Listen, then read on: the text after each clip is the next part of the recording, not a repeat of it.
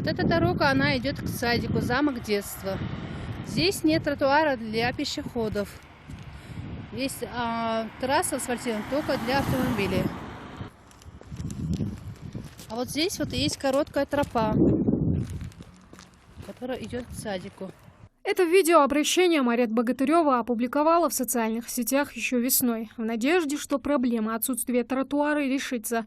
С тех пор прошло несколько месяцев. С этого времени здесь поменялся только пейзаж, но не состояние дороги. Тротуары, которых нет. Дорога, которая идет вдоль детского сада «Замок детства» – большое испытание не только для детей, но и для взрослых, а порой и для автомобилистов. Пройти по ней испытание даже в такую ясную погоду. Стоит ли говорить о том, что творится здесь во время дождя? Для Марет подниматься и спускаться по этой дороге – целое испытание. Свою 3-летнюю дочь она отводит в местный сад. Сама женщина, инвалид 2-й группы, страдает хроническим бронхитом. Здесь сделали дорогу для автомашин, но не сделали дорогу для пешеходов, то есть тротуара нет. Вот здесь есть очень хорошая, удобная узкая тропа. В солнечную погоду еще можно спуститься и подняться, но в дождливую, солнечную и в слякотную погоду вообще невозможно ни подняться, ни подступиться. И скользко бывает, и глыба лужа бывает, я не знаю, вот как это еще выразиться. Куда только не обращалась Марет с просьбой решить эту проблему. Обивала пороги всевозможных инстанций. Даже подписи родителей в детском саду собрала. Мы попросили, чтобы, я здесь описывала, чтобы нам сделали дан вот этот ступенчатый тротуар с перилами. И вот подписи родителей. Вот. Здесь больше 100 подписей. Просто у меня не получалось собирать, потому что утром на работу, вечером домой, ребенка забирать и домой.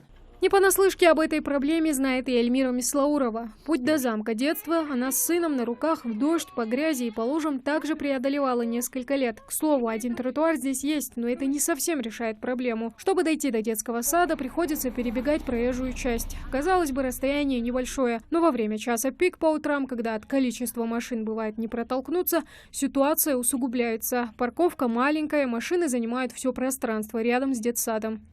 После дождя это было невозможно здесь ходить. Размокала земля, по этой дороге это невозможно было. И обходили мы, вот смотрите, вот эту круговую дорогу, где постоянно машины, и когда ты идешь, ты переживаешь.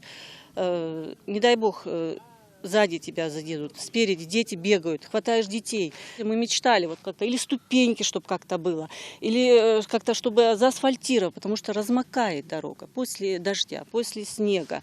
Родители жалуются. С тем, что постоянно приходится покупать новую обувь, они уже смирились.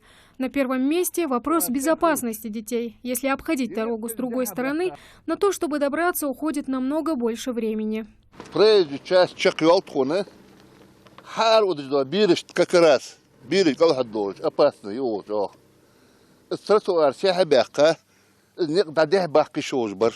Совсем скоро дети снова пойдут в детсады и школы. Жители Далакова надеются, что в скором времени эта проблема решится. И вопрос, как добраться до детского сада без последствий, больше не будет их беспокоить. Тамара Хшигульгова, Магомед Белокиев, Новости 24.